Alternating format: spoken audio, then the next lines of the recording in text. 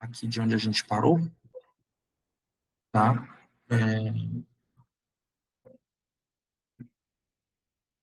Estamos aqui discutindo ainda o conceito do texto dissertativo argumentativo. Só conferir se está gravando tudo direitinho aqui.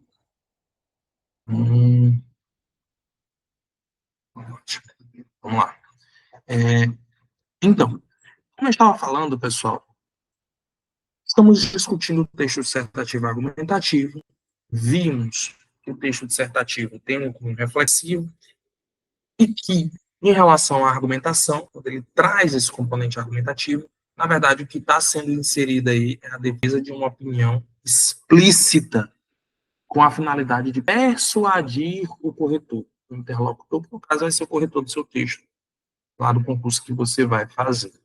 Presta atenção. Eu estava usando uma metáfora, uma relação abstrata, como se o texto dissertativo argumentativo fosse uma cebola e o núcleo dessa cebola fosse um fato específico, só que você não se restringe àquele fato. Porque se você se restringir apenas ao fato, você não vai fazer um texto dissertativo, você vai fazer um texto expositivo.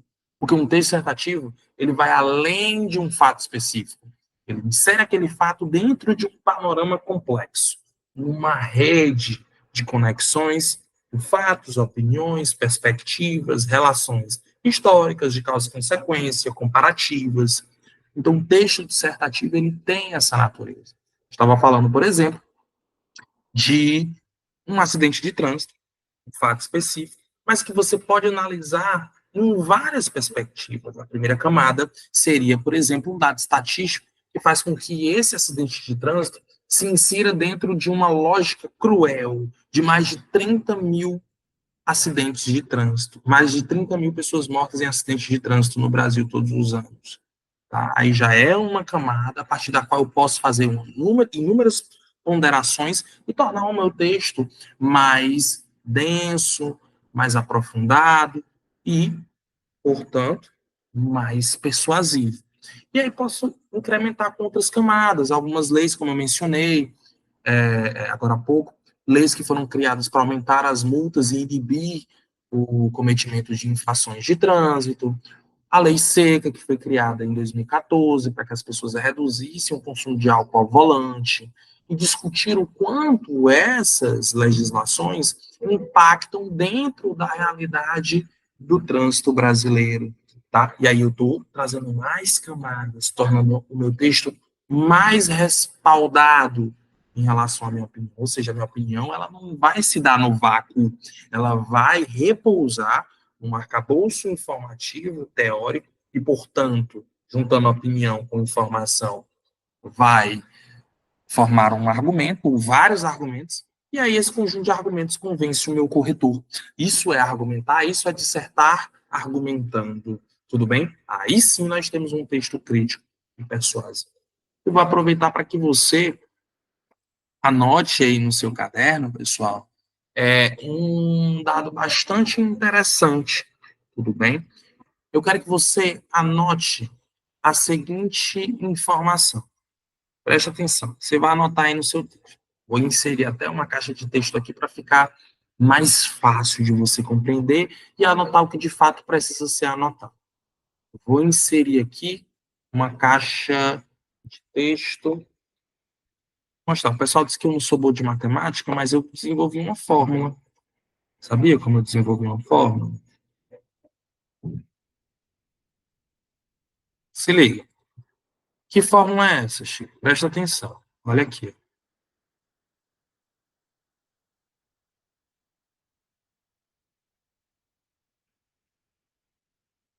Você vai trabalhar essa fórmula, aliás, descobrir o significado dessa fórmula antes mesmo de eu começar, antes mesmo de eu concluir a escrita. E presta atenção. Nós estamos falando do texto dissertativo argumentativo como um texto persuasivo. Vou até colocar em vermelho aqui para ficar mais evidente, tá? O texto ele precisa ser persuasivo e para ter persuasão ele precisa associar bem um ponto de vista a um arcabouço informativo, a um repertório sociocultural, a um conhecimento de mundo. Há uma teia de informações e conexões que eu mencionei ainda agora. Então, ó, A persuasão, ela está intimamente ligada à articulação de ideias no seu texto. E aí, essas ideias precisam ser associadas e consolidadas como argumentos a junção do O mais I, que dá igual a A. E aí você já deve estar imaginando o que significa cada uma dessas incógnitas, né, pessoal? Pensa um pouquinho aí, com base no que a gente discutiu até agora, o que significaria esse O? O que significaria esse I? O que significaria esse A? Inclusive, forma até um acrônimo aí, né? Olha, presta atenção. Olha para isso aqui, olha, como diz um bom nordestino. Olha, né? A gente se espanta. Presta atenção. Aí, pessoal, é exatamente o que você está pensando ao assistir essa aula. Esse dado aí, trabalhado através de uma fórmula, significa opinião que, junto com a informação, vai gerar o argumento. Tudo bem? Se não houver o casamento fiel e digno da opinião com a informação, eu não tenho. Se eu conseguir articular dentro de um parágrafo de desenvolvimento, de uma maneira muito clara, o meu ponto de vista, com as perspectivas informativas e relacionais que eu aciono para respaldar o meu ponto de vista, aí eu tenho uma argumentação. Aí o OIA, que é essa fórmula que eu criei, ela vai atender muito bem ao que você escreveu, melhor, corresponder muito bem ao que você escreveu. E é interessante que você assimile essa dica, que é muito preciosa, para quando você estiver fazendo seu texto lá no rascunho, você terminar o parágrafo de desenvolvimento, for reler esse parágrafo, verificar se de fato há a sua opinião crítica contida ali, bem associada a um repertório sociocultural que também seja produtivo. Bem, ou seja, informações que sejam pertinentes, coerentes ao tema e que façam jus à realidade que você está retratando. Tudo bem, pessoal? Tranquilo? Estamos acompanhando? Vamos partir para a próxima aqui, ó. Então, resumindo tudo que eu falei, o texto dissertativo argumentativo, assim como no slide anterior, é um texto reflexivo, portanto, mais profundo. Ele lança um olhar analítico sobre os fatos e cenários. Ele não simplesmente relata como faz o expositivo. Ele vai além do relato. Ele analisa o fenômeno social em várias facetas. Na sua faceta política, na sua faceta humana, na sua faceta naturalmente social, na sua faceta, como é que eu posso dizer, econômica, dependendo do tema, na sua faceta ambiental, na sua faceta cultural.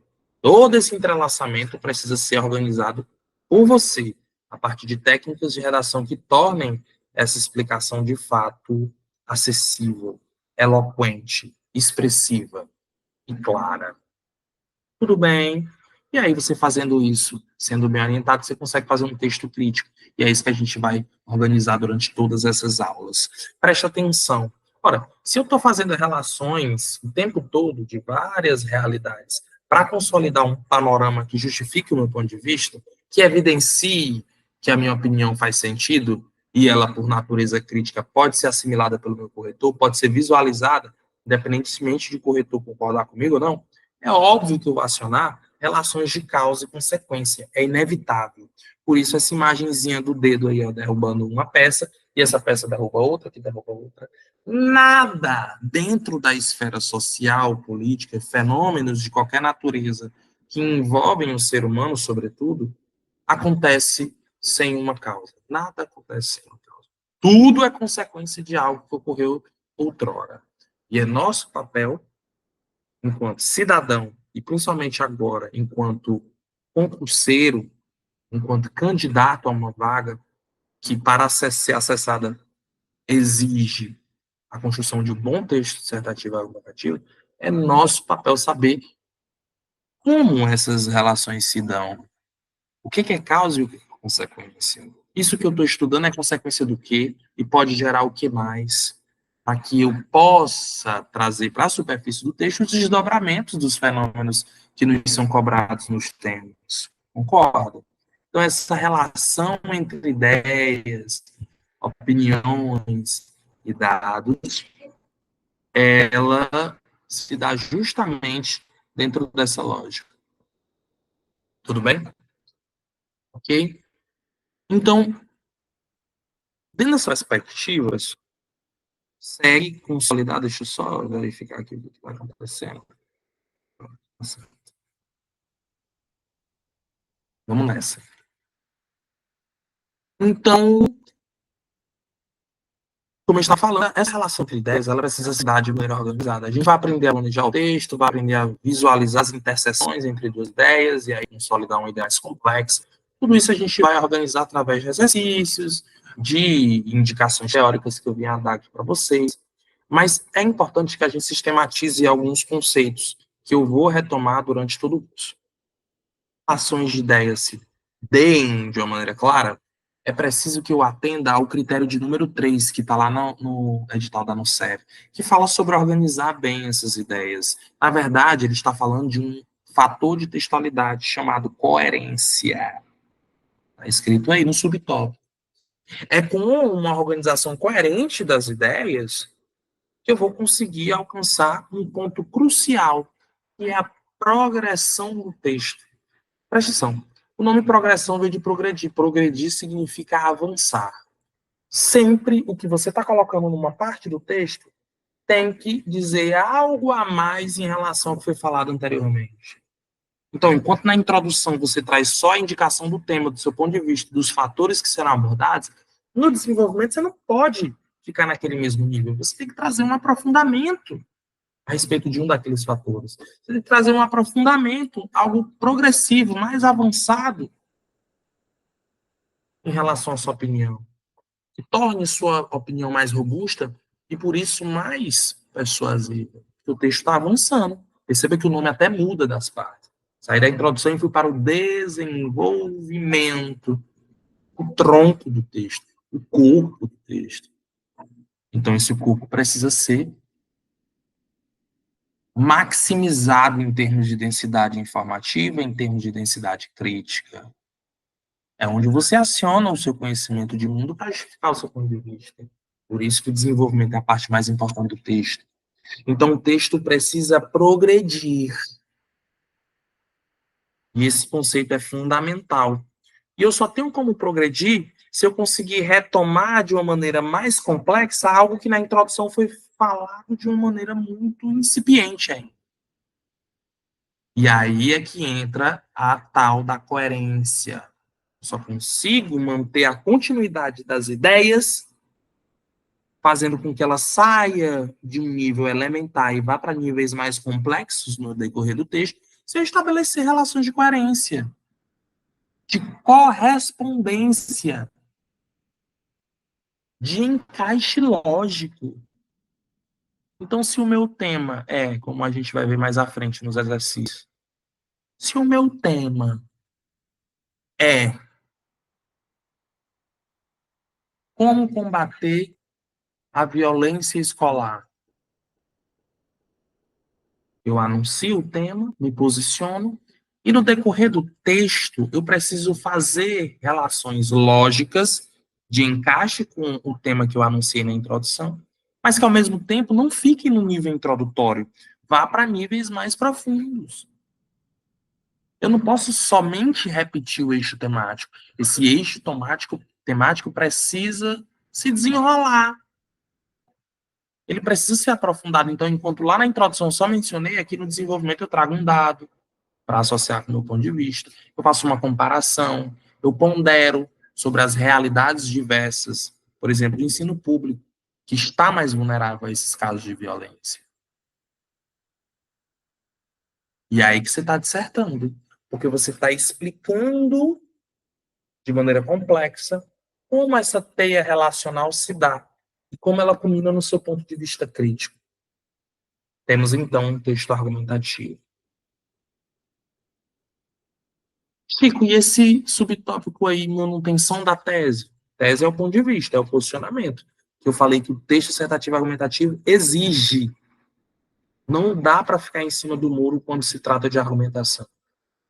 Quantas vezes você ligou num debate político e um candidato não conseguia manter o ponto de vista, ficava inseguro sobre o plano de governo dele? Dificilmente. Políticos experientes que se candidatam de uma maneira contundente, sabem o que querem com aquela eleição, eles sempre têm um posicionamento muito firme. E aquela firmeza precisa ser trazida aqui para o seu texto. Que a sua tese, ou seja, a sua opinião, o seu ponto de vista, são três palavras para a mesma coisa, tá? A tese, ela é anunciada na introdução, é tomada no desenvolvimento e arrematada na conclusão. Só que ela não pode simplesmente aparecer com as mesmas palavras, ou mesmo só aparecer enquanto ideia única, porque a tese é única, do seu ponto de vista, ele não pode mudar do decorrer do texto.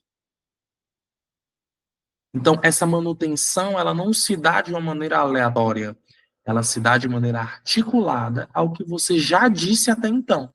Então, no desenvolvimento 1, você traz a sua tese, é a mesma lá da introdução, você mudou as palavras, porque você tem um vocabulário amplo, você não é trouxa de repetir, porque aí vai parecer que você não está progredindo.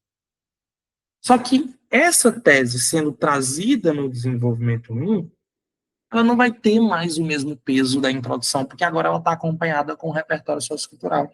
Ela está mais robusta. É por isso que a gente está falando de manutenção da tese. Eu mantenho o mesmo ponto de vista, a mesma tese, mas essa tese vai ganhando mais força e ficando mais persuasiva a partir do momento que eu consigo associá-la a um arcabouço informativo que eu aciono dentro do texto.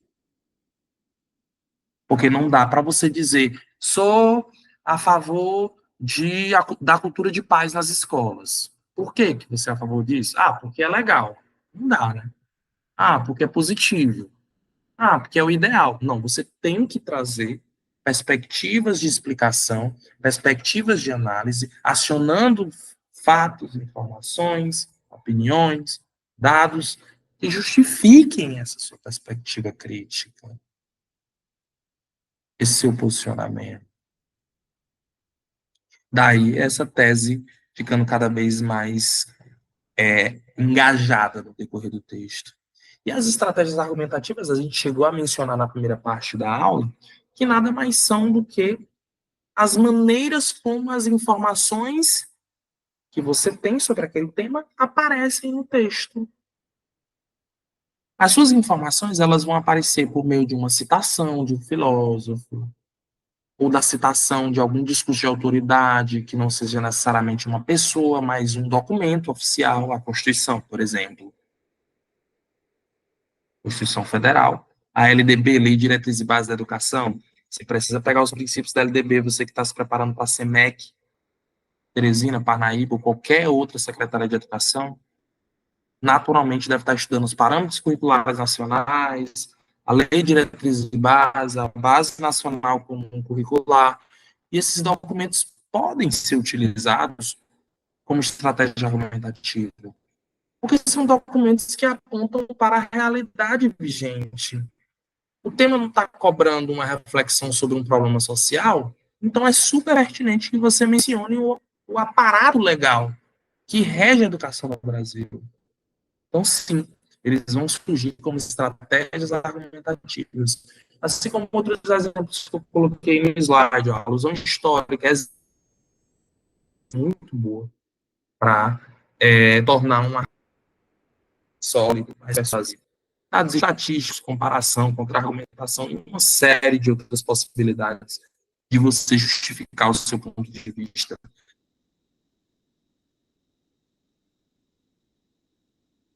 Texto. E aí o resultado disso, como a gente já havia discutido, é a persuasão, é o convencimento racional.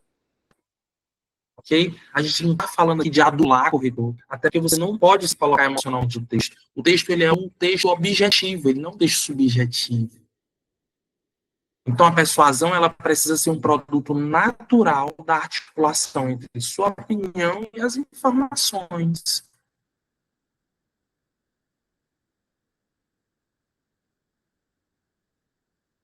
Contundente, incisiva. Isso é o suficiente para se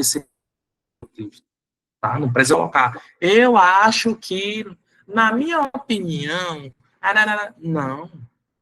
Basta você ser incisivo logo na introdução. Então, se o tema é a nova reforma a reforma do ensino médio, né, o novo ensino médio, que inclusive vai ser rediscutido este ano, já para esse final de primeiro semestre ser discutido, é um tema que aborde a reforma do ensino médio, você tem que se posicionar, caso o tema requeira de você um posicionamento favorável ou contra o documento aprovado em 2017. E aí você se posiciona.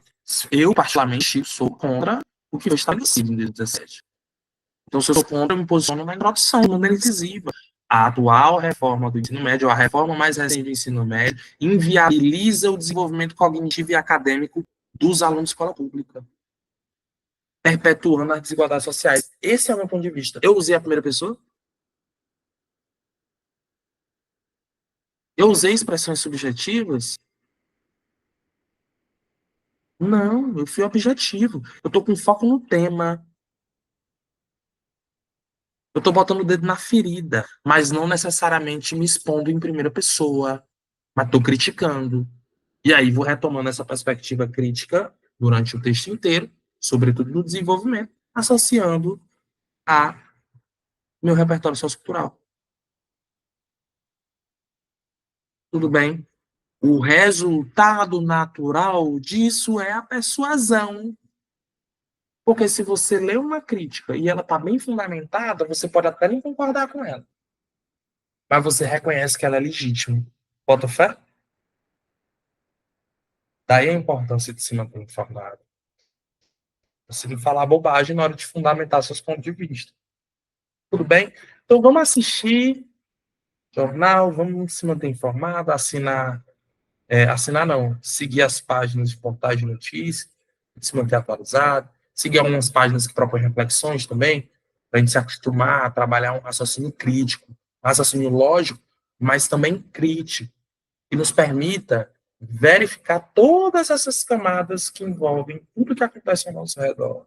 Nada está situado no vazio.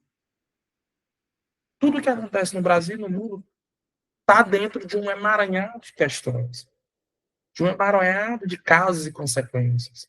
E a sua responsabilidade enquanto escritor, autor de textos dissertativos, se manter informado sobre isso tudo e se posicionar.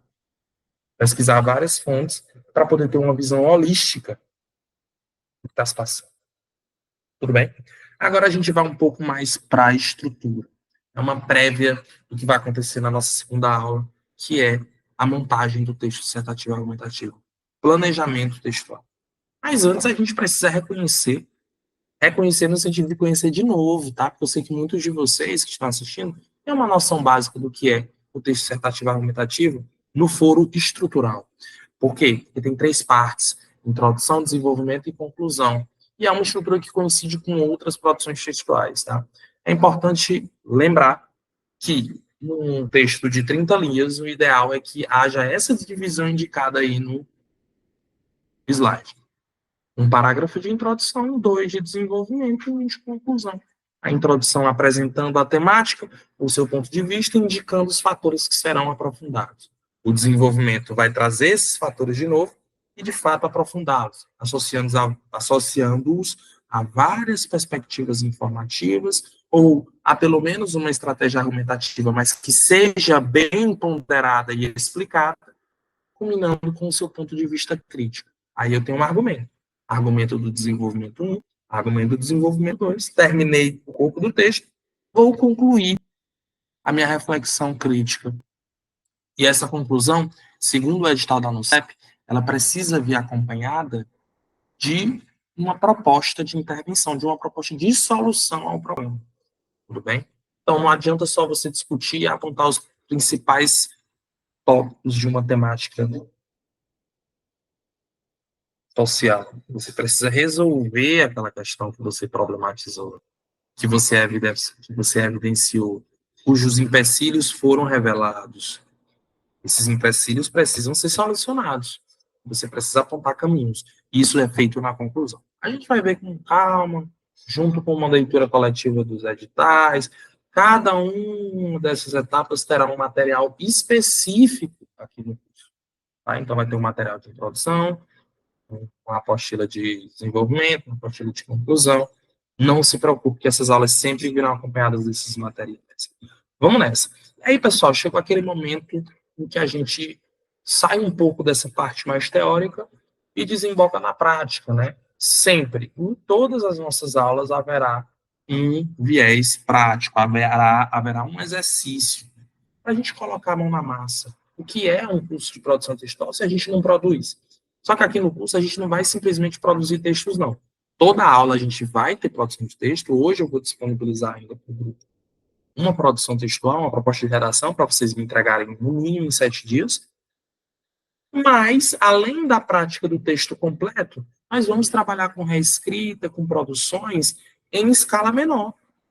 Produções de tese, produção da indicação de fatores, como iniciar um texto, possibilidades de inicialização de parágrafos dissertativos no desenvolvimento, propostas de intervenção lá da conclusão isoladas, como resolver esse problema, quem resolve esse outro. Esses exercícios são fundamentais para nós trabalharmos a expansão do nosso vocabulário, melhorarmos a expressividade articulatória, tanto com relação à clareza na coerência, ideias, quanto na relação articulatória linguística, coesão, uso adequado dos conectores, enunciados bem concatenados, com uma referenciação, retomada de ideias clara, que não dê margem para uma dupla interpretação. E isso a gente vai ver com calma. São todos elementos de textualidade que não fogem do nosso propósito aqui. Tudo bem? Bom, essa é uma atividade que naturalmente vai ficar para quem está assistindo, essa aula está sendo gravada aqui, vai ser disponibilizada para os alunos. Então, você em casa, faz isso que eu estou pedindo aqui, tá? E depois me manda no WhatsApp que eu dou uma olhada e comento com você com o áudio. Olha o que eu pedi aqui, ó. Enumere pelo menos 3 fatores relativos a cada tema abaixo, resguardando-lhes relações possíveis, de causa-consequência, de temporalidade, né, histórico, comparação ou qualquer outra coisa que você venha enxergar.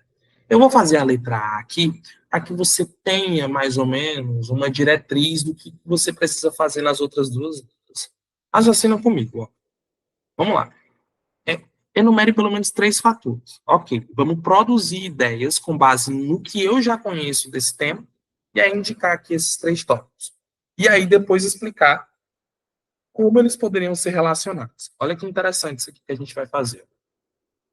Quando eu penso sobre o uso das novas tecnologias na educação formal brasileira, eu penso logo nas tecnologias de informação e comunicação, que hoje admitem mais uma letrinha na sigla. É a letra D, que significa digitais de informação e comunicação, tá? Essa sigla foi atualizada há uns 4, 5 anos, é relativamente recente. E aí, eu posso trazer o conceito dessas tecnologias, que nada mais são do que veículos, instrumentos que possibilitam integração informativa em larga escala. Até outrora nós tínhamos apenas tecnologias de um modo geral, TV, rádio, computador e tal. Hoje nós temos os smartphones com a tecnologia fina. Com a quarta revolução industrial, eu tenho a robótica que traz a inteligência artificial, elevando essa relação com a máquina a um outro nível. E é óbvio que isso vai impactar na educação. É óbvio que a educação vai assimilar esses instrumentos para se fazer mais eficiente. As tecnologias digitais de informação e comunicação, portanto, seria a minha primeira ideia. E eu posso, inclusive, especificar um pouco mais, que elas hoje pertencem não só à instância de ensino, mas, sobretudo, à instância de aprendizagem. Então, essa relação ficou mais complexa agora. Como é que eu posso utilizar essas tecnologias que hoje também são artefatos, são instrumentos dos alunos com os smartphones em sala de aula? Como é que eu posso usar ao meu favor? Como é que eu posso utilizar nesse processo de ensino-aprendizagem? Isso que vem à minha cabeça. E aí eu produzi aqui. A ideia não é pensar em 3 fatores, tudo bem?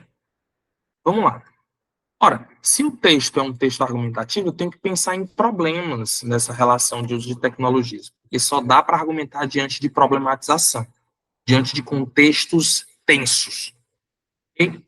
E aí, eu tenho essas tecnologias ao alcance de todos os alunos, uma popularização que não foi acompanhada de uma orientação clara de responsabilidade no uso dessas tecnologias, e aí posso colocar aqui um tópico de vulnerabilidade de adolescentes ao lidar com essas ferramentas, e posso especificar aqui as redes sociais como sendo ferramentas que muitas vezes expõem os nossos alunos não só ao desvio do foco educacional, mas também à possibilidade de sofrerem crimes. Infelizmente, essa é a realidade. Tudo bem? Vamos nessa. Então, já tenho 2 tópicos aí, tá? Já tenho 2 tópicos. Preciso de mais um, e depois a gente vai para a segunda etapa do que a...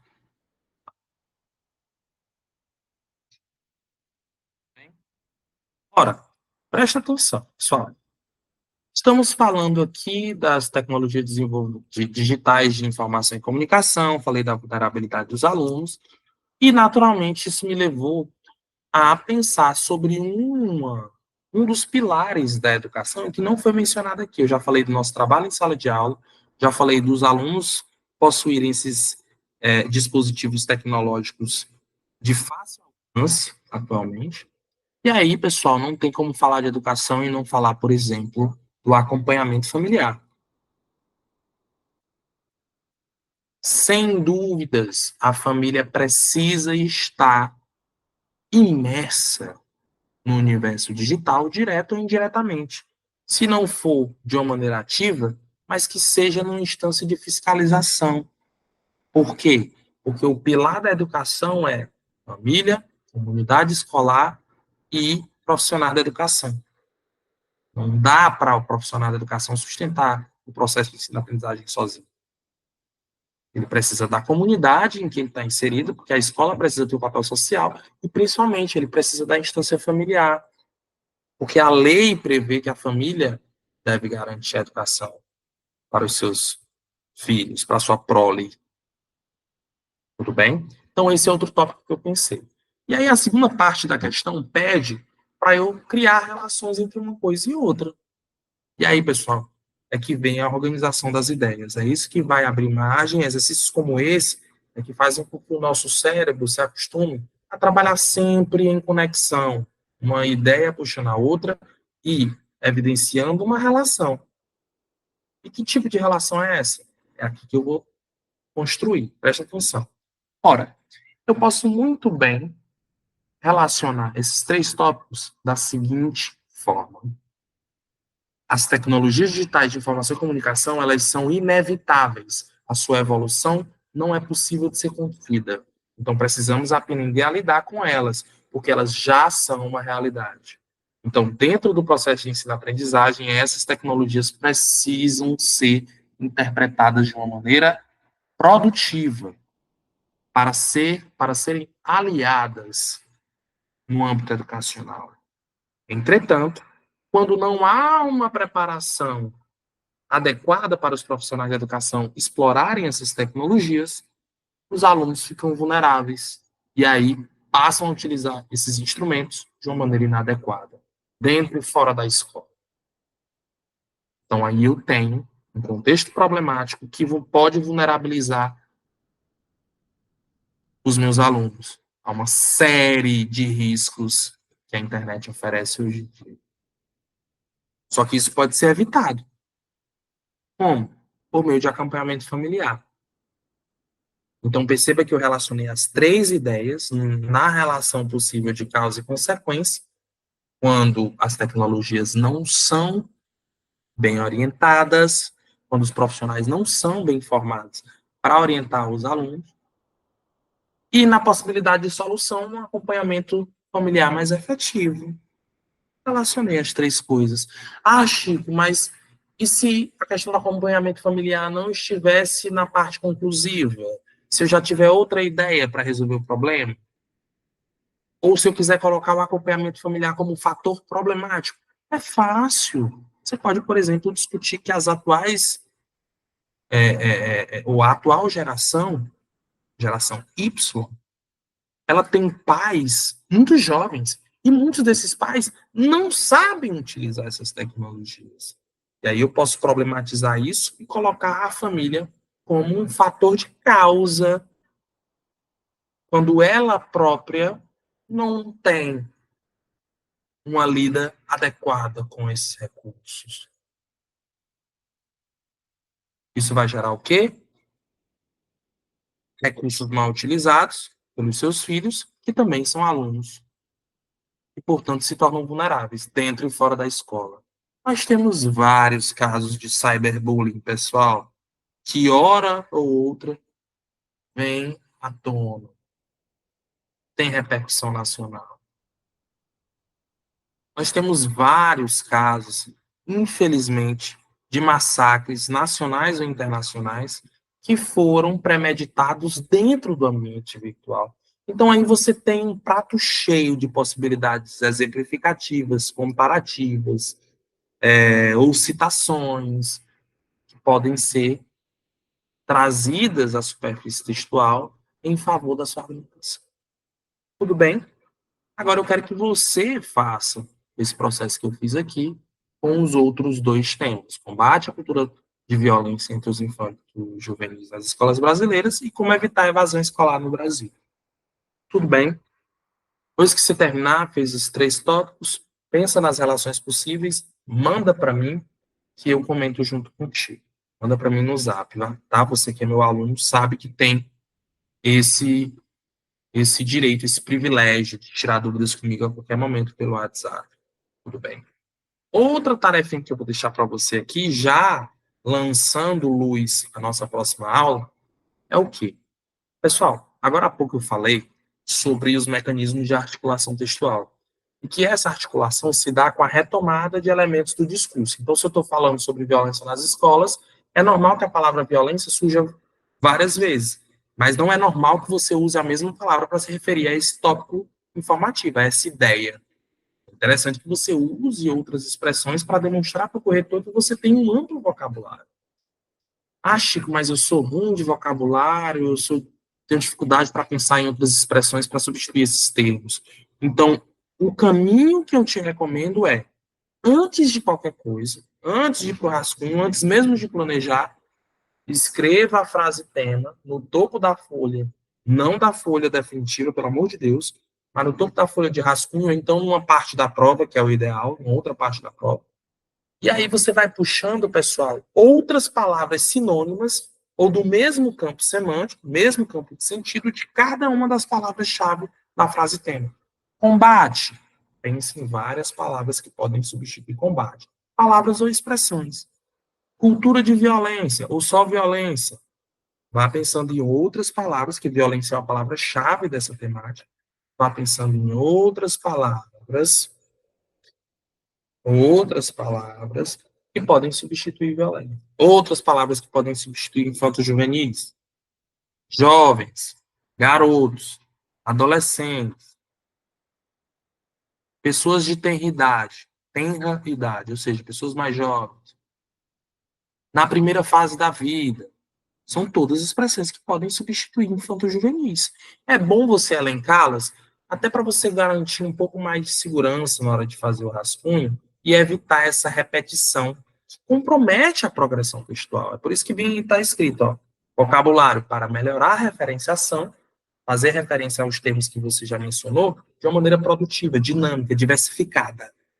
Isso também vai implicar numa progressão textual qualificada.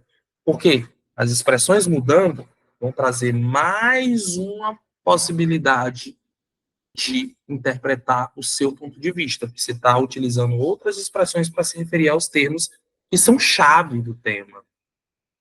Além desses dois benefícios, ainda tem um terceiro benefício, que é a possibilidade de você manter-se dentro do eixo temático. Esse processo aqui, inicial, de você produzir vocabulário, ele vai te ajudar também a manter-se dentro do escopo temático e evitar uma avaliação negativa por exemplo, de ser julgado como alguém que desviou do tema, que fugiu ao tema, que tangenciou o tema. Vai ser bem menor o risco caso você faça esse processo. Além, por fim, de você possibilitar, através dessas expressões referenciais, desse vocabulário produtivo, a reafirmação do seu ponto de vista. Porque, dependendo da maneira que eu retomar uma palavra-chave do tema, eu posso evidenciar o meu ponto de vista. Eu posso, por exemplo, me referir à cultura de violência como uma irresponsabilidade pedagógica dentro da escola. Então, essa irresponsabilidade pedagógica que possibilita a violência nos corredores escolares, olha aí, ó, irresponsabilidade pedagógica não é uma mera referenciação, é uma expressão referencial que carrega um teor crítico nítido, evidente, visível, a olho nu. Tudo bem? Então, por isso a importância dessa atividade. Não deixe de fazer. Compartilha comigo também por foto, fotozinha no seu caderno, no seu garrancho, eu vou tentar decifrar, e aí a gente comenta também via WhatsApp. Tudo bem? Assistiu essa aula e não é nosso aluno? Não perde tempo. Você vai ter acesso a essa e várias outras aulas caso você se matricule no nosso curso de redação, em qualquer uma das nossas turmas. Estamos com turmas abertas para concurso e turmas abertas para o Enem. Todas elas vão até as vésperas das suas respectivas avaliações. A turma Enem vai até as vésperas do Enem, a turma Polícia Penal vai até as vésperas da avaliação, no dia da prova, e a turma SEMEC também, que é essa turma de hoje. Tudo bem, pessoal? Espero que todo mundo tenha gostado, tenha entendido o que a gente falou, e o aluno também tem a possibilidade de tirar uma dúvida junto comigo via WhatsApp. Olha a quantidade de benefícios, além de uma boa aula, de um acompanhamento intensivo, de uma correção detalhadíssima, correções semanais, em discussão de tema, os alunos CAPT ainda têm a possibilidade de tirar dúvida diretamente comigo a qualquer horário durante a semana. Tudo bem? Então, se você não é CAPT, vem se CAPT, faça a escolha certa para revolucionar o texto e aprender de uma vez por todas a se expressar de uma maneira contundente e bem embasada, sendo meu aluno. Eu quero te aprovar. Vamos nessa? Vem se CAPT. Um abraço. Até a próxima. Valeu, tamo junto.